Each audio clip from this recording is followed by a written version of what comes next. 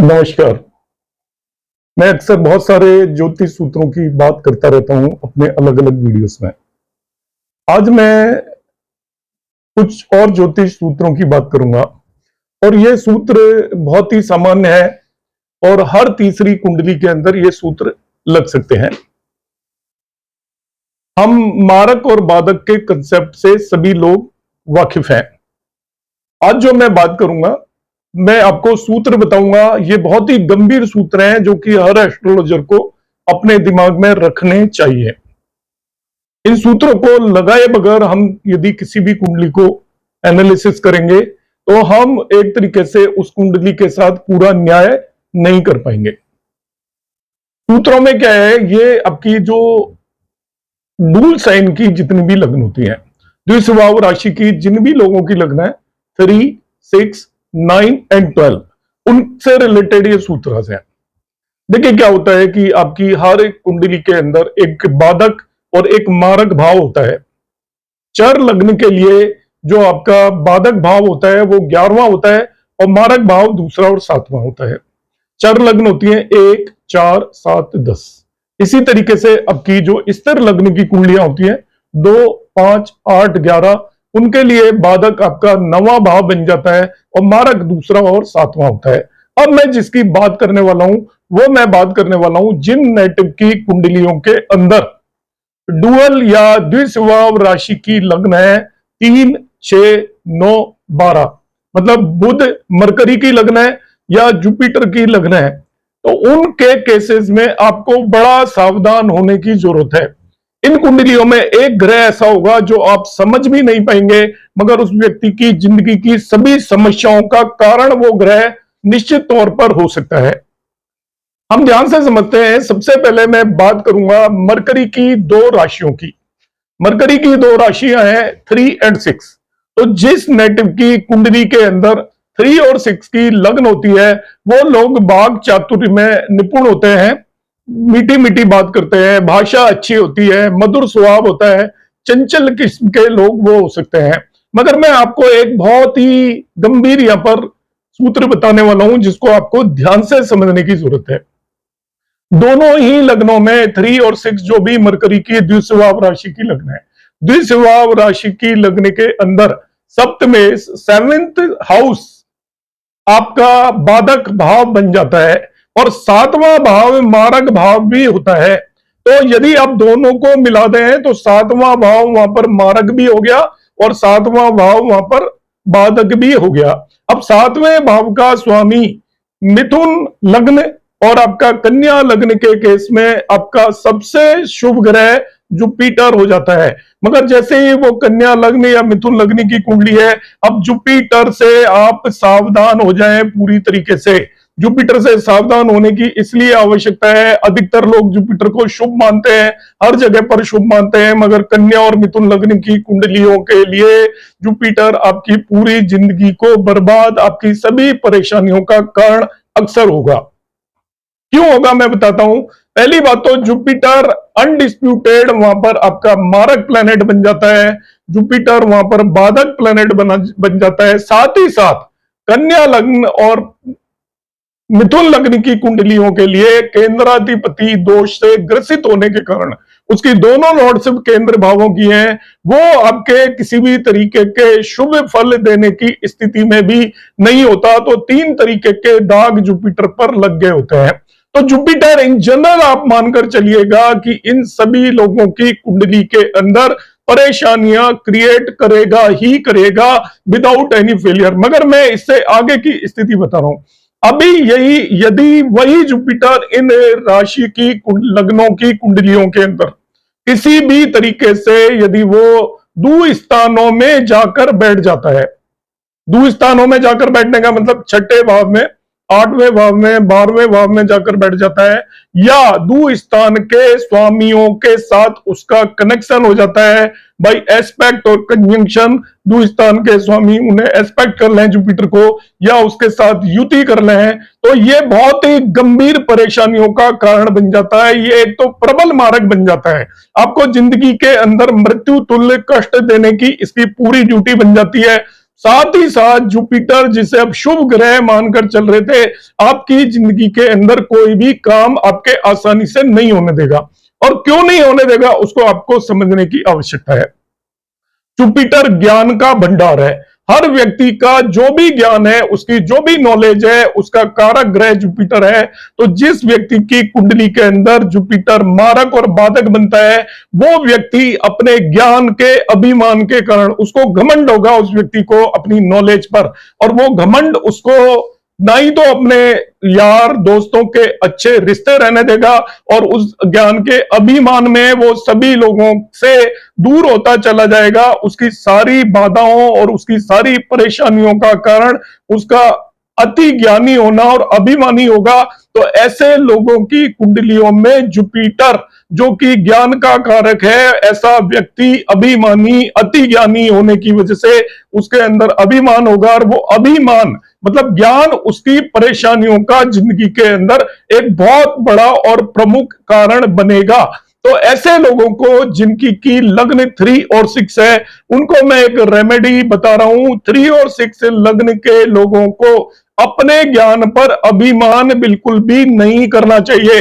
हर दिन नोट करके चलना चाहिए कि वो अपने ज्ञान पर अभिमान ना करें, उसे प्रदर्शित करें कोई बात नहीं, मगर उनको खुद इंटरनली कभी भी ये नहीं होना चाहिए कि मैं बहुत ज्ञानी हूं। मगर यदि उसको ये एहसास हो गया तो वो उसकी जिंदगी को पूरी तरीके से बर्बाद करेगा, ये निश्चित आप मानकर चलिए। तो जुपिटर वहां पर एक बहुत ही ज्यादा अशुभ ग्रह की तरह बिहेव करने लग जाएगा, जिसकी भी मिथुन और कन्या लग्न की कुंडली है। दूसरी मैं और एक रेमेडी बताता हूं कि वो रोजाना आप विष्णु सहस्त्र नाम का पाठ करे। विष्णु सहस्त्र नाम के छोटे रूप का पाठ करे, 4 मंत्रों का पाठ करे, और मंत्रों को पाठ करने से पहले वो ये रिसाइट करे, बोले कि मुझे अपनी जानकारी और नॉलेज का अभिमान कभी भी नहीं करना है। मैं अल्प ज्ञानी हूं, मुझसे ज्यादा जानकारी वाले बहुत सारे लोग दुनिया के अंदर मौजूद है। उस व्यक्ति की अधिकतर समस्याओं का समाधान ऑटोमेटिकली निकल जाएगा। अब मैं द्विस्वभाव लग्नों की एक दूसरी स्थिति की बात करूंगा, और दूसरी स्थिति है जिन लोगों की जुपिटर या गुरु की लग्न होती है। जुपिटर और गुरु की लग्न होंगी आपकी 9 एंड 12, मतलब सेजिटेरियस लग्न होगी धनु, या उसकी पाइसेस मीन होगी। इन लोगों की कुंडलियों के अंदर भी आपका बुध दोनों तरीके से बिहेव करेगा। सप्तम में 7वें भाव का स्वामी होकर वो बाधक भाव की तरह बिहेव करेगा, और साथ ही साथ 7वें भाव का स्वामी होकर वो मारक की तरह बिहेव करेगा। तो एक ही प्लेनेट बाधक और मारक की तरह बिहेव करेगा। साथ ही साथ इसे भी केंद्राधिपति दोष लगेगा, क्योंकि ये 2 केंद्रों का स्वामी है। बाकी किन्हीं भी लग्नों में ऐसा कभी नहीं होता कि सेम प्लेनेट को मारक बन रहा हो, सेम प्लेनेट बाधक बन रहा हो, और सेम प्लेनेट को ही केंद्राधिपति दोष लग रहा है। अब बुध 3 चीजों से ग्रसित हो गया जुपिटर की लग्नों में। बुध ने आपको मारक के फल भी देने हैं, बुध ने आपको बाधाएं भी प्रदान करनी है, और केंद्राधिपति दोष से पीड़ित है।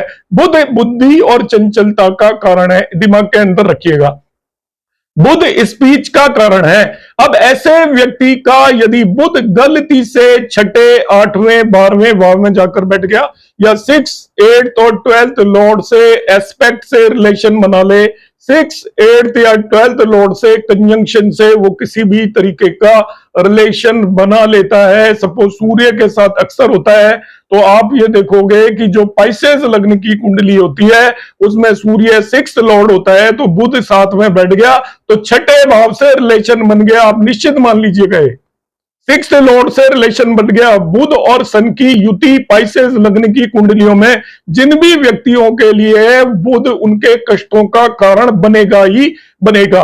अब कष्टों के कारण से बचने कारण क्या है, किस तरीके से बनेगा और किस तरीके से हमें उससे बचाव करना है। जिन भी लोगों की पाइसेस लग्न की कुंडली है या सेजिटेरियस लग्न की कुंडली है, वो मेरे इन सूत्रों को ध्यान से याद करें। ये बहुत गंभीर सूत्र हैं, उनकी जिंदगी में वो अपनी पूरी कुंडली को देखें, ना देखें, दशाओं को देखें या ना देखें, मरकरी को ध्यान से देखें, क्योंकि सन और मरकरी की युति सर्टेनली होगी, और सन 6 लॉर्ड होकर मरकरी से वो डेफिनेटली आपका कंजक्टेड अधिकतर कुंडलियों में होगा। अब यहां पर होने वाला क्या है, 6 लॉर्ड का कनेक्शन हो गया, तो देखिए बुध पीड़ित भी हो गया। पहली बात पीड़ित हो गया क्योंकि 6, 8, 12 भावों के स्वामियों से उसको पीड़ा मिल रही है। दूसरा वो आपका मारक भी है, तीसरा वो आपका बाधक भी है, चौथा उसको केंद्राधिपति दोष होने की वजह से आपको शुभ फल वो देने में कैपेबल नहीं है। तो आपकी जिंदगी को वो तबाह करने के सारे सामान उसके पास मौजूद है, आपके सभी कामों में बाधा पैदा करेगा, आपको मृत्यु तुल्य कष्ट देने की कोशिश करेगा, साथ ही साथ कोई अच्छे फल नहीं देगा। अब बुध बुद्धि का और चंचलता का कारण है। ऐसे लोगों को जो कष्ट होंगे वो अपनी बुद्धि को एक्स्ट्रा लगाने की वजह से होंगे, चंचलता की वजह से होंगे। वो लोग गंभीर नहीं होंगे, वो जब डिसीजन लेंगे तो बहुत जल्दी से डिसीजन ले लेंगे, जल्दबाजी में निर्णय लेंगे, अपनी बुद्धि को एक्स्ट्रा ऑर्डिनरी समझकर वो किसी दूसरे व्यक्ति की बातों को कभी भी नहीं सुनेंगे। उनके मन के अंदर जो आएगा वो एकदम से प्रॉम्प्टली लेंगे डिसीजन। साथ ही साथ उनका जो बिहेवियर है वो बच्चों जैसा होगा, चाइल्डिश बिहेवियर होगा, मैच्योर बिहेवियर नहीं होगा। साथ ही साथ उनका कभी भी अपनी वाणी पर काबू नहीं होगा, जबान पर काबू नहीं होगा। तो उनका अपनी स्पीच और वाणी की वजह से अपने मिलने जुलने वाले रिश्तेदारों, यारों और दोस्तों के साथ उनके रिश्ते खराब होने की पूरी संभावना होगी। और वाणी की वजह से, स्पीच की वजह से, बुद्धि की वजह से उनके बनते हुए काम बिल्कुल नहीं बनेंगे, कामों के रुकने के बहुत स्ट्रॉन्ग योग बनते हैं, हमेशा बाधाएं बनी रहेंगी। तो बाधा का कारण होगा उनकी खुद की बुद्धि और उनकी स्पीच। तो ऐसे लोगों को हमेशा ध्यान रखना है। सभी पाइसेस लग्न की कुंडलियों वालों को ये ध्यान रखना है, यदि उनकी कुंडली में सूर्य के साथ बुध की युति हो गई तो पहले वो ध्यान रखें कि हालांकि उनकी टेंडेंसी होगी कि किसी की बात ना सुने, मगर वो जब भी कोई भी निर्णय लें अपने से बड़ों या अपने परिवार के लोगों से, यार दोस्तों से सलाह मशविरा लेकर लें। और सलाह मशविरा वो ले रहे हैं और ये भी ध्यान रखें आपको जो सलाह दी जा रही है उस पर आप ज्यादा विचार करोगे बजाय इसके कि आप क्या सोच रहे हैं। आप जो सोच रहे होंगे वो गलत दिशा में ही सोच रहे होंगे, वो चीज आपको परेशान करेगी। बुध आपका इस तरीके से बिहेव करेगा।